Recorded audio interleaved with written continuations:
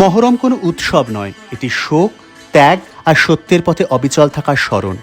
আজ থেকে প্রায় 1400 বছর আগে বর্তমান ইরাকের কারবালায় মহানবী হযরত মুহাম্মদের দৌহিত্র ইমাম হোসেন অন্যায়ের কাছে মাথা নত করতে অস্বীকার করেছিলেন।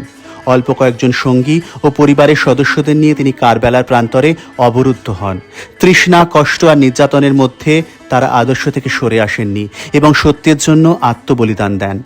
সেই স্মৃতিতেই ইসলামী বছরের প্রথম মাস মহরমের প্রথম 10 দিন শোক পালন করা হয়, যার শেষ দিন আশুরা। এই সময় প্রার্থনা, মজলিস, সাবিল এবং তাজিয়া শোভাযাত্রার মাধ্যমে কারবালার শহীদদের শ্রদ্ধা জানানো হয়। হুগলির ঐতিহাসিক বড় ইমামবাড়াতেও শতাব্দী ধরে এই ঐতিহ্য আজও একই শ্রদ্ধা আর বিশ্বাস নিয়ে পালিত হয়ে আসছে। ধর্ম আলাদা হতে পারে, কিন্তু সত্য, ন্যায় আর আত্মত্যাগের শিক্ষা সব ধর্মের কাছেই সমান মূল্যবান।